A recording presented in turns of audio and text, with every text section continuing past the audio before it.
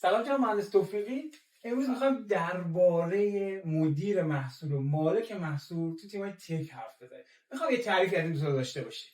ببین من بخوام یک تعریفی خلاصه از این شغل مالک محصول و کلا تیم محصول بخوام بدم، این شغل جزء مشاغل کاذب حساب میشه.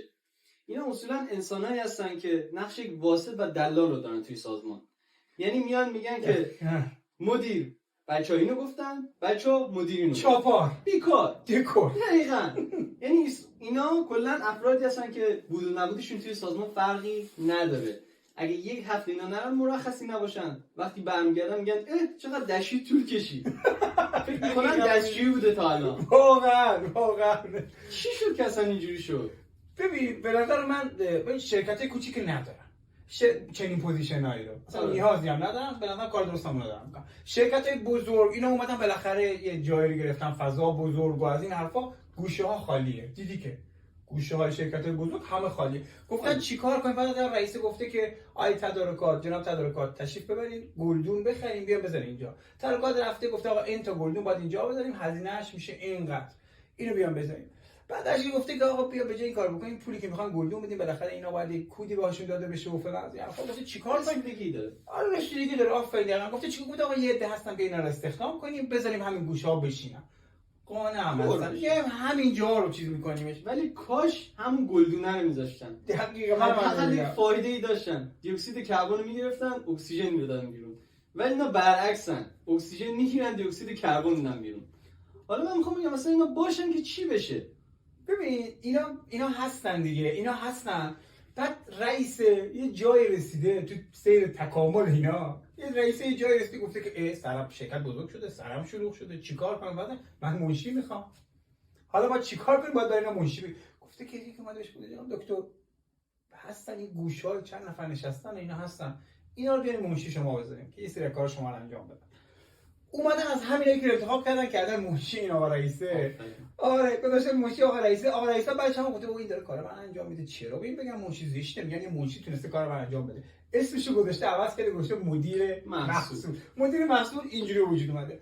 بالاخره هر پوزیشنی که یک مدیریتی پشتش بخوره با تو قبقبه اینجوری پیش میاد، هوا برشون میده. دقیقاً همین اتفاق میفته. اینا هم بعد چند وقت گفتن چیکار کنیم؟ ما هم چی میخوام؟ کارمون زیاده، خیلی کار داریم، بالاخره باید یک سری کارا بکنیم. چیکار کنیم؟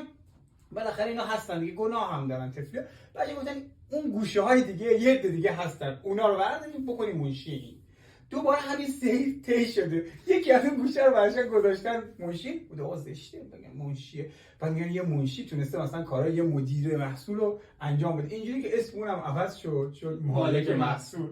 حالا مثلا میخوام یک تفاوتی بگم، مثلا کلا مالک محصول دیدین یکی دختره که میرن بیرون، یک دختر زشته رو با خودشون میبرن بیرون که خودشون خوشگل‌تر دیدن. دقیقاً. آره. مالک محصول نقش همون دافر داره، همون دختر زشته که مدیر محصول دیده بشه. در صورتی که نمیدونم بابا شما اصلا مالک محصول نیستی، شما مستاجر محصولی. یه ماه شما اجاره رو ندی، صفدر میزنن اجاره باید بری از شرکت. دقیقاً اینجوریه. بالاخره چرا اینا اینجوری ان؟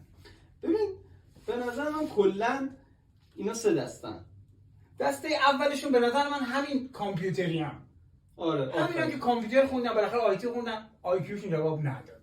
نتونستن کاری بکنن تو آیتی به جا نرسیدن. چه برنامه‌نویس، چه تک، چه نمیدونم شبکه، چه استعدادشون نداشتن. اینا اومدن چیکار کردن؟ اینا اومدن گفتن آقا بالاخره چشم فامیل به ما میگه رفتی 4 5 سال 6 سال 7 سال کامپیوتر خوندی، بالاخره یه جواد کار کنی تو رشته خودت. اومدن گفتن چه کجا بریم که هیچ کاری نکنه؟ گفتن تیم محصول شرکت. گشادخونه یک شرکت کجاست؟ تیم محصول، تیم تک. اومدن این کارو کردن. حالا باز به نظر من یک دسته دومی هم هست. اونایی که صنایع خوندن. اینا خیلی خوبه. واقعا طرف صنایع خونده، خوب گفته آقا ما اصلا تو این کشور مگه تولیدی داریم؟ ما که همه چیمون وارداته. دقیقاً. خب چیکار کنیم؟ کجا میتونیم بریم پال کنیم یه پولی در بیاریم، یه نونی بخوریم؟ دقیقاً. بهتر از تیم محصول ما بریم همونجا. واقعا اصلا باز اینا هم یه خورده قابل. یه دسته سوم وجود داره از اینا. چی؟ یه دسته سوم وجود داره. اینا این که آقا اومدن بالاخره آقا همون اول مغزشون رسیده فسفر سوزوندن اینا، اومدن توی تیمای فنی کار کردن، حالا هر دستی اومدن تو اونجا برنامه‌ریز شدن، دواس شبکه ارشد شد، اومدن این کارو کردن. اینا بعد چند وقت خستهشون بالاخره فسفر مغز میرسه به اونجا که دیگه آی کیو جواب نکشیده، میرسه به اونایی که واسه قبلا اول بودن. اینا اومدن بعد 5 سال 6 سال 7 سال 10 سال اومدن چیکار، گفتم خسته شدم چیکار، کجا برم کار نکنم، وای کجا، تیم محصول. دوباره اومدم همینجا تیم محصول راه انداختن، گفتن آقا بریم توی تیم محصول کار کن، راحت کار. ولی جا مهندس توفیقی به نظر اینا واقعا آدمای قانعی ان، واقعا. یعنی کلا اینا اصولا انسانایی هستن که تو جلسه تمدید قرارداد اول از همه میرن تو، نرفته میان بیرون، انگشتشون هم جوهریه. دقیقاً همینجوریه. چی دارن اصلا برن بگن اون تو که بخوان حقوق ببرن بالاتر؟ اصلا روشون میشه برن بگن ما فقط تاسک از تو دو میندازیم این پروگرس، از تو این پروگرس میندازیم توی دان. ادعاشون هم خیلی زیاده، هیچ کاری ندارن بکنن. دقیقاً. به نظرم کلا تک چه تو ایران چه تو خارج داره راه و اشتباه میره. ما قطعا اینو فهمیدیم، قطعا یه نسخه انگلیسی از اینو پخش میکنیم، حتما با ساب تایتل فارسی که فارسی زبانان مقیم خارجم بفهمن ما چی. اگزکتلی. شر. ولی من ته دلم بازم همچین روشن نیست. به نظر من یکی باید باشه مثل هیتلر، جناب مهندس، یکی باشه مثل هیتلر. این بیاد آقا همون هیتلر چیکار کرد؟ اومد یه قشری رو، یه چیزی رو برداشت، برد تو کورهای آدمپزی، برد تو آشویتز، برد اینجاها یه بلای سرشون بود. یکی باید باشه پیش قدم شه، یه پاکسازی بکنه تو این سازمان. دقیقاً بیاد برگرده اینا رو یه بلای سرشون بیاره، برگرده بگه شما از نژاد آیتی نیستی. کات. آقا خیلی خوب بود،